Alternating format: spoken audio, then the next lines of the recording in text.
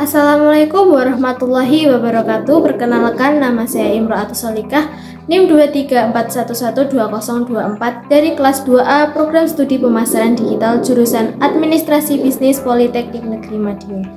Video ini dibuat untuk memenuhi tugas ujian akhir semester mata kuliah Manajemen Sumber Daya Manusia yang berisikan rangkuman materi mengenai manajemen SDM yang saya parafrase dari buku milik Priyono tahun 2010, diterbitkan pertama kali oleh penerbit Sifatama Publisher. Dalam buku ini saya akan membahas tentang bab 1. Berikut adalah poin-poin yang saya akan sampaikan dalam video saya. Pertama yaitu tentang pengertian manajemen sumber daya manusia, poin kedua tentang fungsi-fungsi MSDM, dan poin terakhir yaitu tentang tujuan MSDM.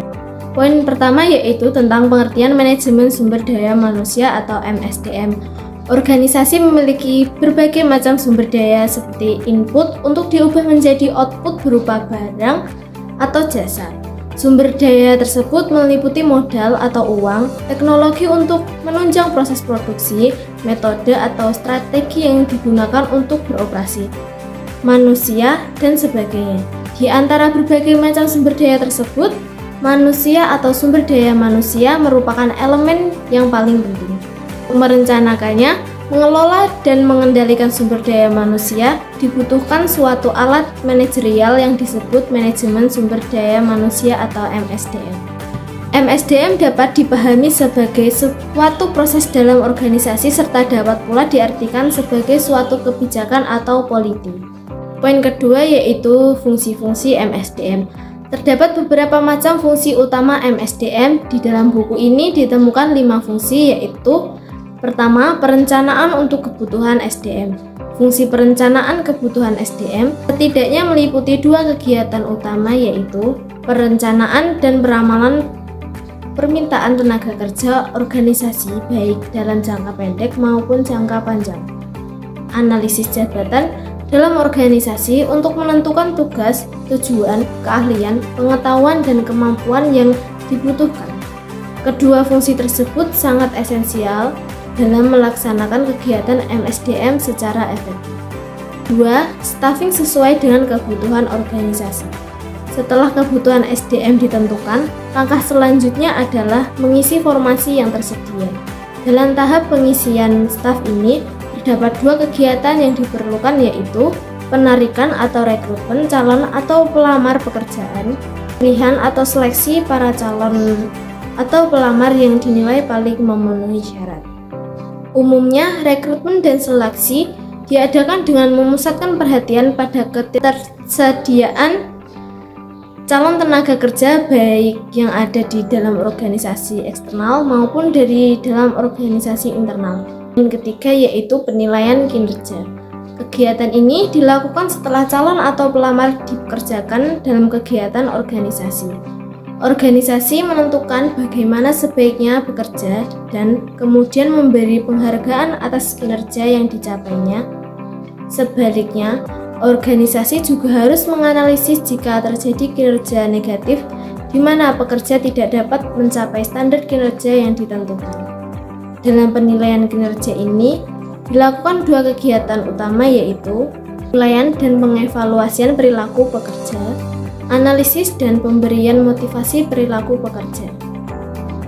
Kegiatan penilaian kinerja ini dinilai sangat sulit baik bagi penilai maupun yang dinilai, karena kegiatan ini rawan sekali dengan munculnya konflik. Poin keempat yaitu perbaikan kualitas pekerja dan lingkungan kerja. Saat ini, pusat perhatian MSDM mengarah pada 3 kegiatan strategis yaitu menentukan, merancang, dan mengimplementasikan program pelatihan dan pengembangan SDM guna meningkatkan kemampuan dan kinerja karyawan. Memperbaiki kualitas lingkungan kerja, khususnya melalui kualitas kehidupan kerja dan program-program perbaikan produktivitas. Memperbaiki kondisi fisik kerja guna memaksimalkan. Poin ketiga yaitu tujuan MSDM. Tujuan MSDM secara tepat sangatlah sulit untuk dirumuskan karena sifatnya bervariasi dan tergantung pada pentahapan perkembangan yang terjadi pada masing-masing organisasi. Menurut Chaswi, tujuan MSDM meliputi 1. Memberikan pertimbangan rencana dalam membuat kebijakan SDM untuk memastikan bahwa organisasi memiliki pekerja yang bermotivasi dan berkinerja tinggi, memiliki pekerjaan yang selalu siap mengatasi perubahan, dan memenuhi kewajiban bekerja secara legal.